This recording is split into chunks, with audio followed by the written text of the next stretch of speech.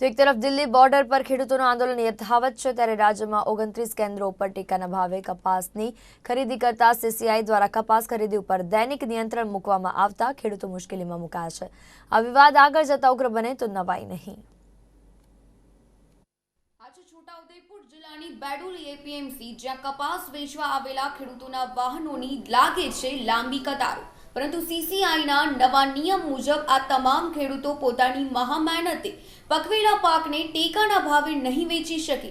CCI દ્વારા 24મી ડિસેમ્બરે પરિપત્ર જાહેર કરી અને રાજ્યમાં 29 કેન્દ્રો ફક્ત 5000 ગાંસડી પ્રતિદિન કપાસની જ ખરીદી કરી શકશે। હાલ માત્ર છોટાઉદેપુર જિલ્લાની જ વાત કરીએ તો જિલ્લાના 8 કેન્દ્રોમાં રોજની અંદાજે 10,000 ગાંસડી કપાસની આવક થાય છે, જ્યારે સીસીઆઈના નવા નિયમ મુજબ 10,000 સામે ફક્ત 2,150 ગાંસડી જ કપાસની ખરીદી કરાશે, તો અન્ય 70% જેટલા ખેડૂતોના લોહી પરસેવાથી દેવું કરીને પકવેલા કપાસને ક્યાં વેચવા જશે એ ગંભીર પ્રશ્ન છે। હું મારો કપાસ પકવેલો લઈને આવ્યો છું। મજૂરી લોકો મજૂર આવે છે ત્યારે 1 કિલોના 8 થી 10 રૂપિયા ભાવ લે છે મજૂર વીણવાનો। ટ્રેક્ટર ખેડવાવાળો 1000 રૂપિયા લે કલાકના। બિયારણ જંતુનાશક દવાઓ મોંઘી। ખેડૂત આમ એક માવઠું થયું એટલે થોડો કપાસ પણ બગડ્યો ખેડૂતોનો। અને આજે સીસીઆઈ સરકારે એવું નક્કી કર્યું આજથી કે 500 જ ગાંસડી ખરીદવાનો, તો પછી આટલા બધા 300 થી 400 ગાળા આવ્યા છે ટ્રેક્ટરો ગાળા ભરીને, તો ખેડૂતો ક્યાં જશે? એટલે મારી સરકારને નમ્ર વિનંતી અપીલ છે કે તમામ ખેડૂતોના સીસીઆઈને જે લોકો કપાસ આપવા માંગતા હોય એ તમામે ખરીદી કરે અને આજે પાછા નહીં જાય, અને આ જે મર્યાદા 500 ગાંસડીની છે એ સરકારશ્રી તરફથી રદ થઈ જોઈએ।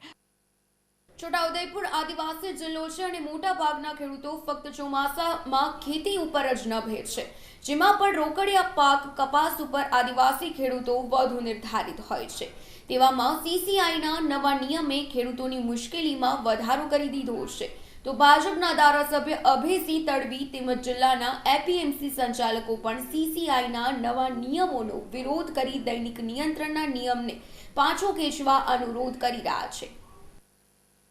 અને ખેડૂતો સીમાંત ખેડૂતો છે બધા, દરરોજ પોતાનો માલ વેચીને પોતાનું જીવન ચલાવતા હોય, સામાજિક પ્રસંગ કરતા હોય, તો એવા સમયે આ જ્યારે ડિસેમ્બર અને જાન્યુઆરી 2 જ મહિનામાં આની આવકનું પ્રમાણ વધવાનું છે, અને એ સમયે જો આ સરકારને આ જે ખરીફ રોક લાવી છે સીસીઆઈ, એના અનુસંધાનમાં મારે ચેરમેન સાથે ગઈકાલે વાત થઈ હતી, અને આદરણીય કેન્દ્રીય મંત્રી રૂપાલા સાહેબ, ગુજરાતના માન્ય મુખ્યમંત્રી રૂપાણી સાહેબ અને આ કૃષિ મંત્રી આરસી ફળદુ સાહેબને અમે મંગળવારે અમારું પ્રતિનિધિ મંડળ અમે મળવા જવાના છે।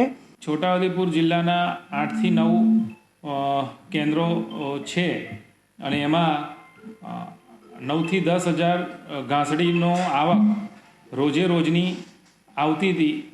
એના અંકુશ આવવાથી 2150 થી લઈને 2200 જેટલો જ ગાંસડીનો કપાસ લેવાશે। એ ખરેખર બહુ જ ઓછી ખરીદી હવે થશે અને એમાં ખેડૂતોને, આદિવાસી ખેડૂતોને બહુ જ મોટું નુકસાન છે। એટલે અમારી સરકારને રજૂઆત છે કે એમએસપીના ભાવે કપાસ પરની અંકુશ હટાવીને પૂરેપૂરો અમારા ખેડૂતોનો કપાસ લેવાય।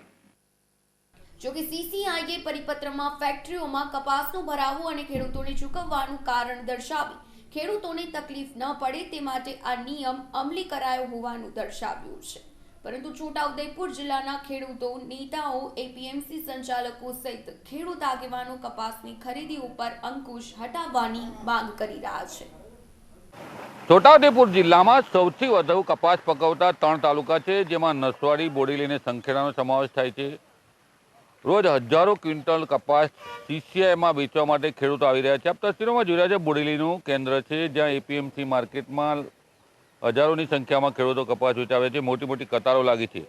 કેન્દ્ર સરકાર હસ્તક ચાલતું સીસીઆઈનું જે વિભાગ છે જે કપાસ ખરીદી કરે છે, તેઓ હવે 25% કપાસ ખરીદી કરવાનો પરિપત્ર કર્યો છે, જેનાથી છોટાઉદેપુર જિલ્લામાં કપાસ પકવતા ખેડૂતોમાં એક ભયનો માહોલ ઊભો થયો છે, કારણ કે કપાસની ખરીદી ઓછી રહેશે જેનાથી ખેડૂતોને ખાનગી વેપારીઓના સહારે જવું પડે છે। આમ રાજ્ય સરકાર અને કેન્દ્ર સરકાર કહી છે અમે ખેડૂતોને હિતની વાત કરી છે, ખેડૂતોના રક્ષણની વાત કરીએ છીએ, ખેડૂતોને પોષણ ભાવ આપીએ છીએ, પરંતુ જે કપાસ પકવતા ખેડૂતો છે તેઓ આ જે નિયમથી ગભરાયા છે, સાથે કપાસ વધુ માત્રામાં વેચવામાં આગામી દિવસોમાં આવશે, જેનાથી કેન્દ્રો બંધ કરી દેશે, ત્યારે આ ખેડૂતોને ખાનગી વેપારીઓને કપાસ વેચવો પડશે।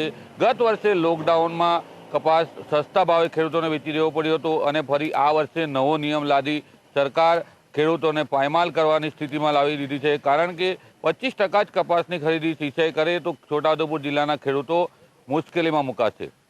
રફીક ધણીવાલા, ગુજરાત ન્યૂઝ, છોટાઉદેપુર।